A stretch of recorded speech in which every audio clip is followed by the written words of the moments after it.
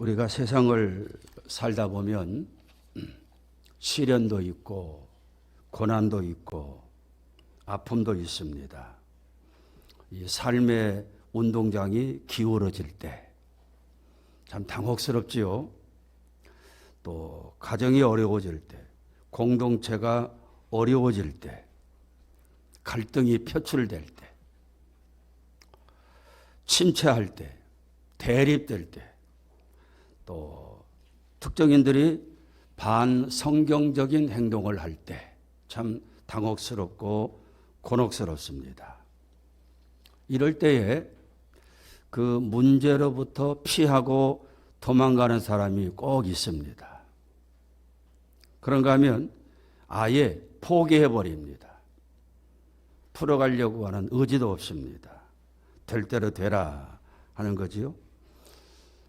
또 어떤 경우가 있는가 하면 그 모든 원인을 남에게 돌려요. 너 때문이야. 원수 같은 니놈 때문이야. 그 책임을 돌려버리고 불평합니다. 그런데 이런 방법으로는 문제들이 전혀 해결되지 않습니다. 이런 방법은 오히려 마귀가 좋아하는 모습이지요. 위험한 태도입니다. 오늘 이 구약성경 하박국서는 이런 상황을 어떻게 해결하고 우리가 대처해야 될까, 이런 모습을 보여주는 참 귀한 말씀이 여기에 담겨져 있습니다. 한 2달 전에도 이 3장 1절 2절을 본문으로 소개한 적이 있는데 오늘은 다른 각도로 소개합니다.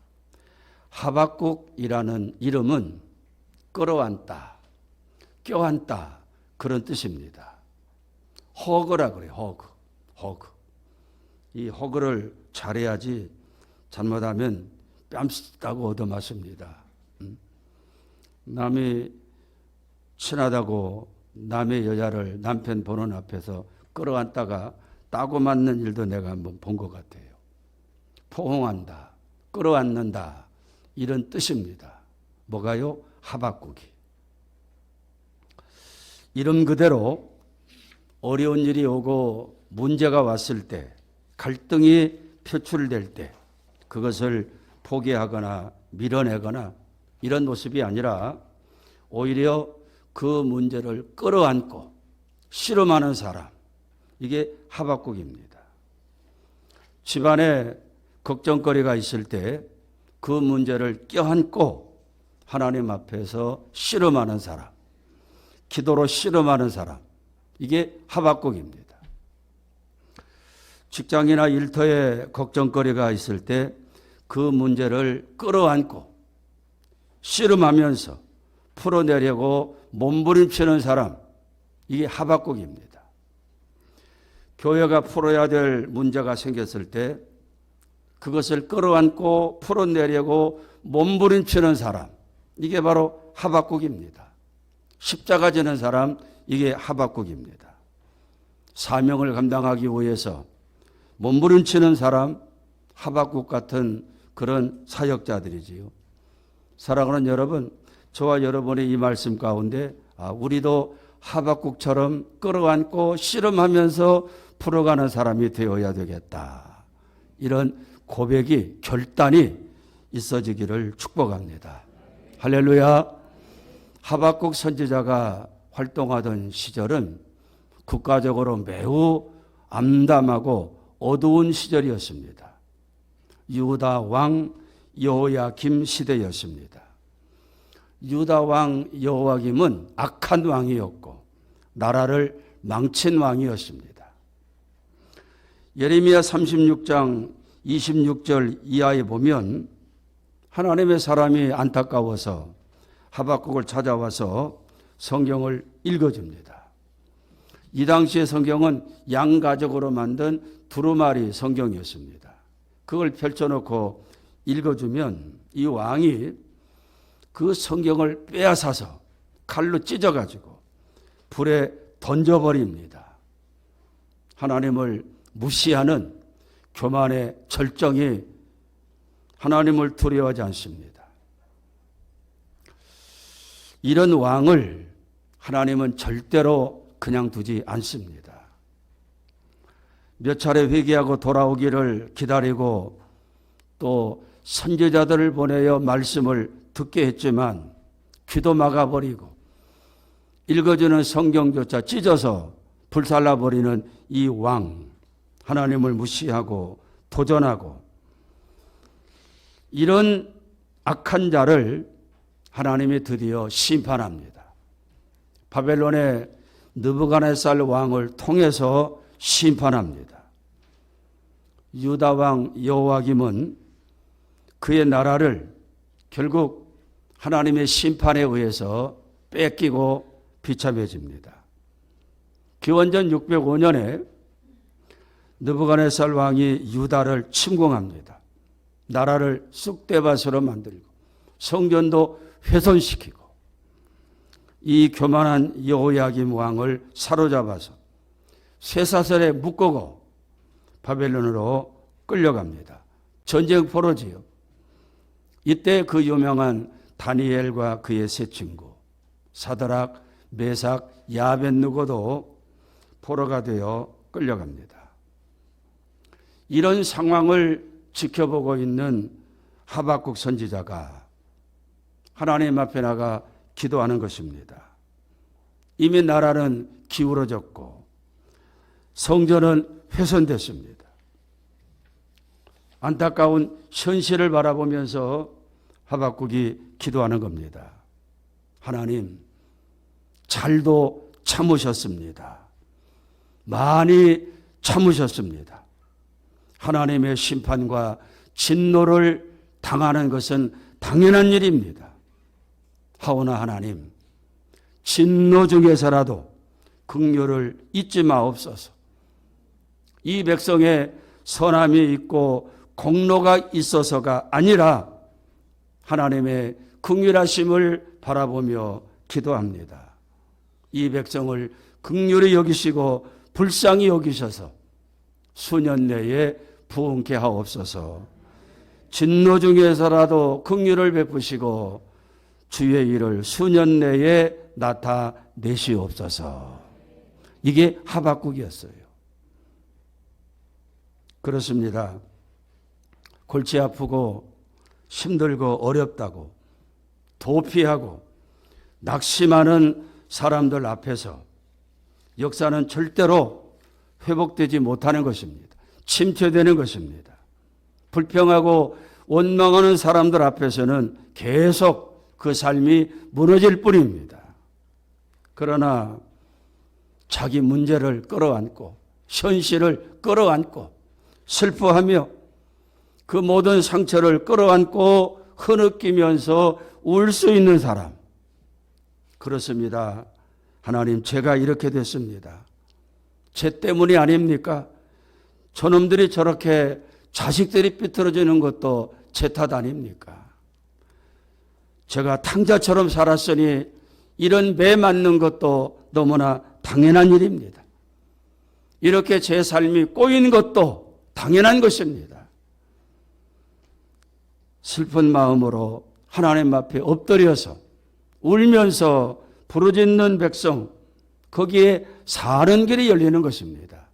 하박국이 바로 그런 사람이었습니다. 끌어안고 울면서 하나님의 긍휼과 자비하심을 구하고 있는 사람 하박국입니다. 3장 2절을 우리 다시 한번 읽어볼까요? 시작.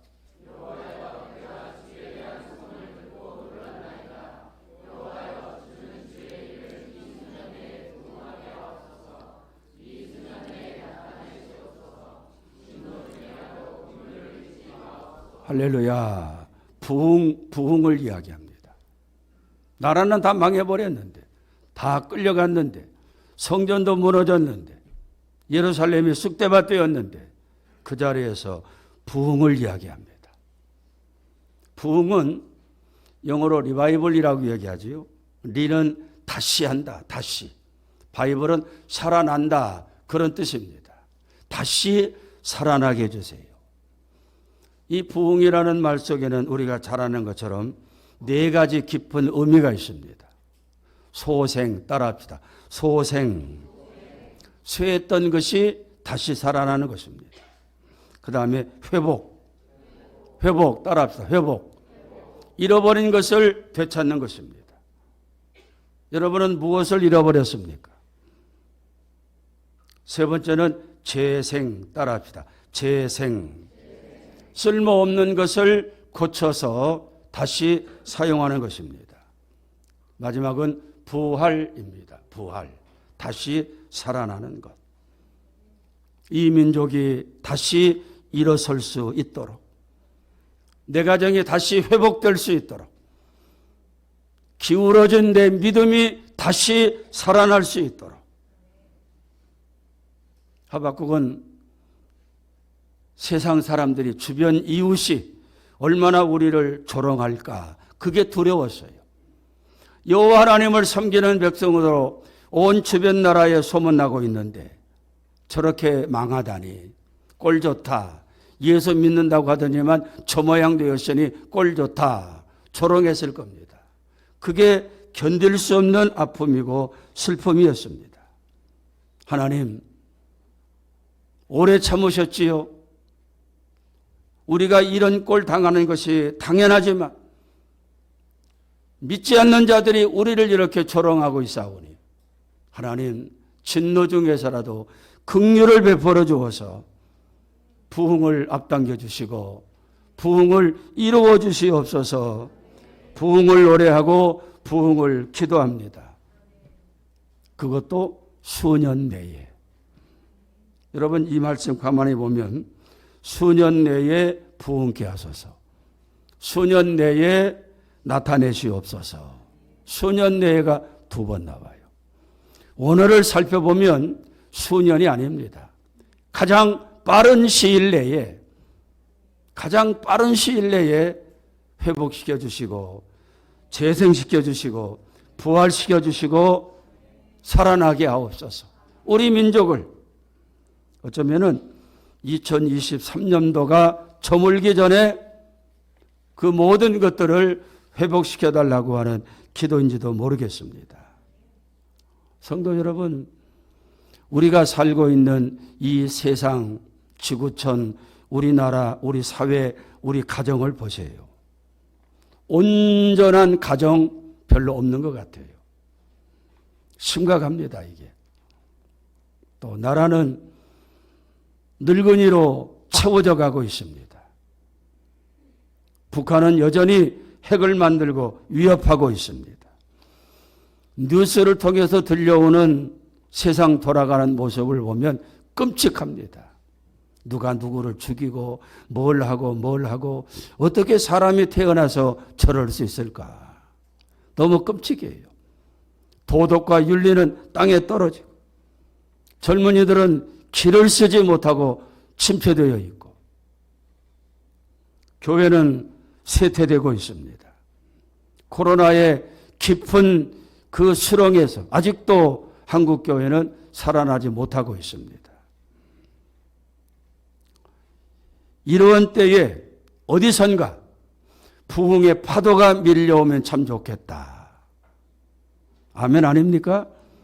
이 민족을 향해서, 이 음란하고 퇴폐한 이 사회를 향해서 우리의 황폐해진 마음에 어디선가 부흥의 바람이 밀려오면 좋겠다. 부흥의 파도가 밀려오면 좋겠다. 그런 마음이 가득합니다. 한국 교회도 마찬가지예요. 부흥의 파도가 먼저는 내 심령에 밀려와야 됩니다. 얼마나 우리가 강팍해 됐습니까?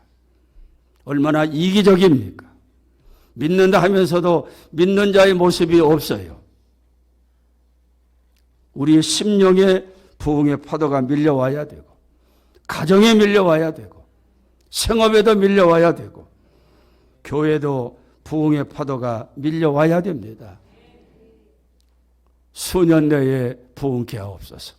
수년 내에 고쳐주시옵소서.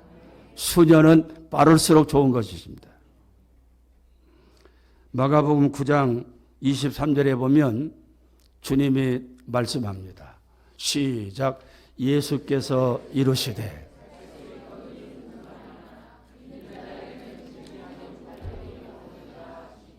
할렐루야. 믿는 자에게는 능치 못할 일이 없느니라.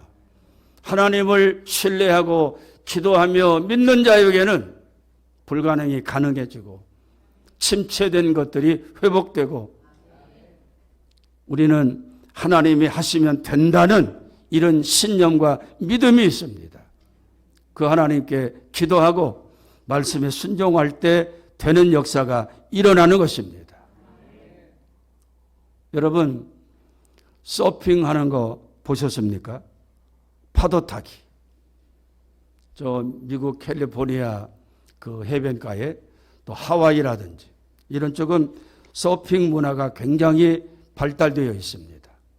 중학교 때부터 학교에서 서핑을 가르쳐요. 우리나라 양양에 가도 서핑 클럽이 몇 군데 있어서 여름, 봄, 가을에 가면 쉽게 볼 수 있습니다. 얼마나 멋있습니까? 거친 파도를 타고 갑니다. 파도를 타고 자유자재로 움직여 갑니다. 참 멋지고 아름답지요. 저도 한 20년만 젊었으면 도전해보고 싶어요. 이 파도 타기 서핑의 중요한 원리가 세 가지가 있습니다. 첫째는 파도가 밀려오는 때입니다. 파도가 밀려오는 타이밍을 잘 잡아야 돼요. 제 아무리 능숙한 사람이라도 파도가 밀려오지 않으면 파도 타기를 할 수가 없습니다. 그래서 이 서퍼들은 언제쯤 파도가 밀려오는지 일기예보도 보고 날씨도 보고 파도가 있는지 없는지를 관찰합니다. 바다에 나가서 파도가 밀려올 때를 기다려요. 여러분, 교회 부흥도 우리 가정의 부흥도 내 심령의 부흥도 바로 이 원리와 똑같은 것이에요. 부흥을 맞이하는 것은 쉬운 일이 아닙니다. 교회도 그렇고 여러분 가정도 그럴 것 같아요. 지난 44년 우리 교회 역사를 보면 부흥의 파도가 밀려왔던 때가 몇 차례 있었습니다. 개척하고 1년 만에 창립 1주년 예배를 드리는데 63명이 모여서 예배 드렸습니다. 그때 신학교 학장인 전용식 박사님이 오셔가지고 1주년 설교를 해주셨는데 사모님하고 두 분이 와가지고 깜짝 놀라고 갔어요. 야, 1년 만에 이 개척교회가 이렇게 많이 모이는구나. 우리 교단에 신동이 나왔다. 그러고 다녔습니다, 그분이. 또 한 번에 파도는, 부흥의 파도는 성전 건축하기 이전인 것 같아요. 이 건물 짓기 전에 옛날 29평 예배당 있을 때 미어 터졌습니다, 거기가. 그래서 결국 일부 예배를 드리고 미어 터졌어요. 부흥의 파도가 또 한 번 밀려온 것입니다. 세 번째는 저 아파트가 입주되어질 때 부흥의 파도가 밀려왔습니다. 그때 새벽 기도에 35명 가까이 모였어요. 뭐 요즘에 새벽 기도 20명 넘자 그런 기도한다고 하는데 넘어갈 것 같습니다. 아멘도 없네. 안 넘어가는 모양이지? 그때는 다음 세대도 많이 모였어요. 청년들이 주일날 45명, 46명 모였습니다. 그때 청년회 담당하고 있는 부교육자가 제게 와서 그러더라고. 목사님, 우리 청년 예배를 별도로 드렸으면 좋겠는데 목사님 허락해 주세요. 그게 제가 그랬습니다. 오늘 몇 명 남았냐? 오늘 46명 남았다는 거예요. 그러면 50명이 넘어가면 별도로 청년 예배 드리자. 그랬는데 거기서 그냥 멈추었어요. 못 넘어가더라고. 그러고 난 다음에 이삿바람이 불고 또 코로나 몇 년 동안 심년 어려움을 보내고 침체되었는데 코로나 끝나고 작년부터 우리 교회에 부흥의 파도가 밀려오고 있습니다. 중요한 것은 타이밍. 서퍼들이 파도가 밀려올 때를 눈여겨보고 파도가 밀려오면 재빠르게 몸을 움직입니다.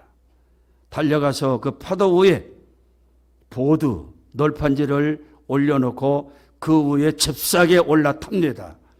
이 타이밍을 놓쳐버리면 곤란해져요. 모피의 법칙에 이런 내용이 있습니다. 흐름을 잘 탈 줄 아는 사람은 잠자면서도 성공한다. 예? 우리 사업하는 분들 귀담아 들을 수 있는 그런 내용이지요. 재벌된 사람들, 사업으로 성공한 사람들 그 이야기 들어보면 그에게 왔던 그 때를, 타이밍을 놓치지 않았기 때문에 그 자리에 올라왔다고 하는 것입니다. 우리나라 삼성을 일으킨 그 이병철 씨 아들 이건희 씨. 이번은 30년 전에 앞으로 미래는 반도체가 좌지우지할 것이다. 반도체 만드는 회사를 만들자. 회사 임원들하고 상의를 했더니 다들 난색입니다. 회장님, 반도체 우리 기술로는 어렵습니다. 그거 설비하는 비용이 엄청납니다. 다들 안 된다고 이야기했습니다. 그러나 이건희 회장은 앞으로는 그런 세대가 올 것이다. 반도체 파도가 밀려올 것이다. 시작했습니다. 앞서갔던 일본이 우리나라 반도체 한다는 이야기를 듣고 조롱했어요.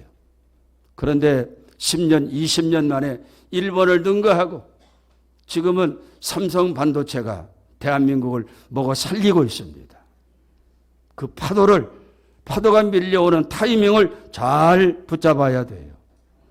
누가 붙잡습니까? 깨어있는 사람이 그것을 보는 거예요. 그래서 성경은 깨어 기도하라고 이야기하는 것입니다. 두 번째는 밀려오는 파도를 두려워해서는 안 된다는 것입니다. 우리가 바닷가에 나가서 파도가 밀려오면 뭐 2m, 3m짜리는 별거 아니지만 5m, 10m짜리 파도가 밀려오면 의식적으로 무서워서 뒤로 빼버립니다. 두렵거든요. 그런데 서퍼들은 그 모든 순간적인 두려움을 이깁니다. 극복합니다. 오히려 지금이 때다! 이리 여기고 잽싸게 달려가 파도 위에 보드를 놓고 몸을 움직여가면서 아름다운 파도 타기가 연출되는 것입니다. 여러분, 부흥의 파도가 밀려올 때 주저하지 말고 망설이지 말고 그 부흥의 파도에 올라타갈 수 있기를 축복합니다. 기도에도 힘을 보태고 전도에도 힘을 보태고 구경꾼 되지 마세요.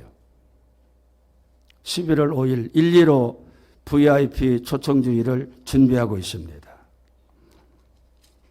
나는 그날 이 예배당이 꽉 찼으면 좋겠다고 여겨져요. 보통 한 85명, 86명 왔다 갔다 하는데 그날 100명 넘어갔으면 좋겠다. 할렐루야. 여러분 그렇게 기도하고 함께 부흥의 파도에 올라탈 수 있기를 바랍니다.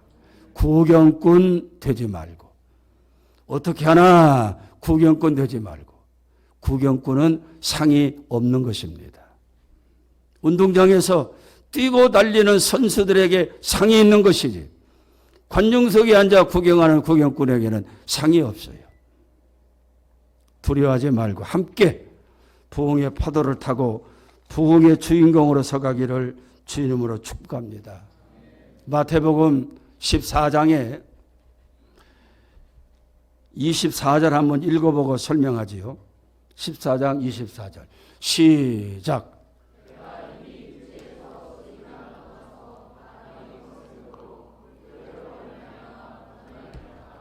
이게 지금 베드로에 관련된 얘기입니다. 한밤중에 파도가 치는데 예수님이 파도 위를 걸어서 오십니다. 파도를 타는 것입니다. 예수님이. 베드로가 예수님을 향해서 주님이시거든 저도 파도 탈 수 있도록 불러주세요. 그래 들어와. 바다 위로 파도 위로 들어와. 베드로가 용기를 내가지고 파도 위에 올라타서 걸어갑니다. 그런데 바람이 휙 지나갑니다. 바람을 보니까 두려움이 덜컥 나는 거지요. 30절 한번 읽어봅니다. 14장 30절 시작.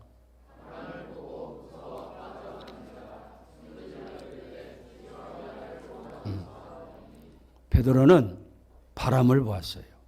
주님을 바라보지 않고 바람을 바라보니까 겁이 덜컥 나고 두려움이 덜컥 나고 이 파도에 내가 빠져 죽으면 어찌할까 두려워지니까 무리를 걷던 베드로가 파도를 타고 가던 베드로가 물속에 빠져들어갑니다. 주님 살려주세요. 두려움. 우리 인생의 여정에도 두려운 일들이 많이 옵니다. 내 몸이 이상하게 한쪽이 안 좋은데 이거 암이라도 생기는 것 아닌가? 응? 저 남자가 나를 배신하고 떠나는 것은 아닌가? 두려워져요. 내 하는 사업이 문 닫는 것은 아닌가? 거래처가 끊어지는 것은 아닌가? 겁이 납니다. 두려움을 이기는 비밀이 뭡니까? 십자가 주님을 붙잡는 거지요. 십자가 주님을 의지하는 것입니다. 매달리는 것입니다. 이사야 선지자는 뭐라고 말합니까? 4장 10절에 보니까 두려워하지 말아라. 내가 너와 함께 하고 있다. 놀라지 마라. 나는 너의 하나님이야. 내가 너를 굳세게 할 것이야. 진정으로 너를 도와줄 것이야. 참으로 나의 오른손이 너를 붙들 것이야. 참으로 나의 의로운 오른손으로 너를 붙들 것이다. 두려움을 이기는 비밀은 여기에 있는 것입니다. 찬송가 432장인가요? 거기에 그런 찬송이 있습니다. 큰 물결이 설레는 어두운 바다. 한번 해볼까요, 우리? 자, 반주 우리가 먼저 하면 반주가 잘 못 따라오더라고. 이 찬양 그냥 하지 말고 나를 힘들게 하고 나를 두렵게 하는 것이 뭔가를 먼저 연상하고 그것을 극복하려는 그런 믿음의 의지를 가지고 우리 찬양 한번 합니다. 첫 곡. 큰 물결이 설리는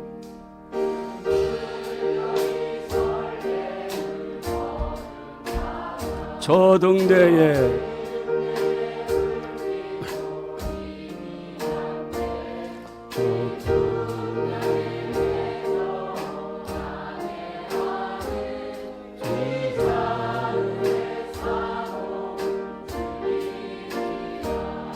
나 두려움 없네.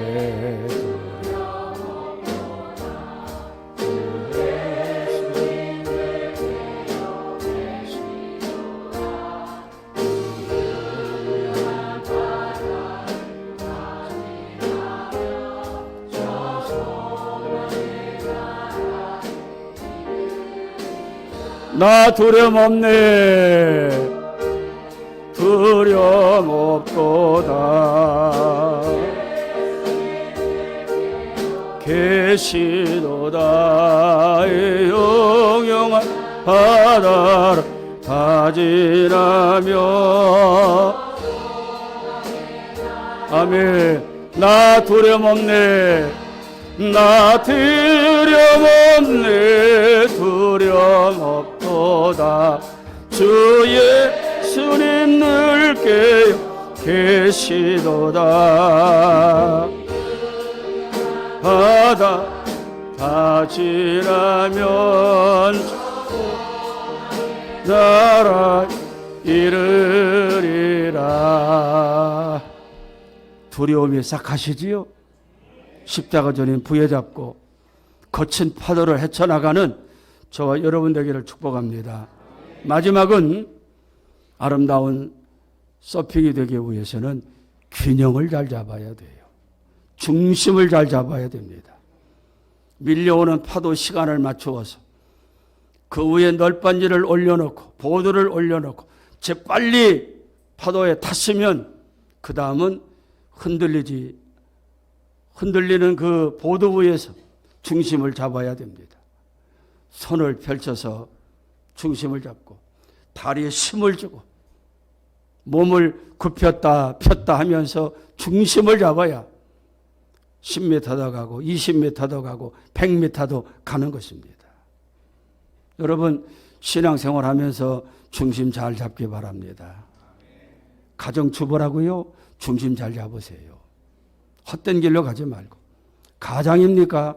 가장의 중심 잘 잡고 가족을 돌보세요. 운전하는 분들은 그걸 많이 느끼죠. 운전대 핸들이 한쪽으로 기울어집니다.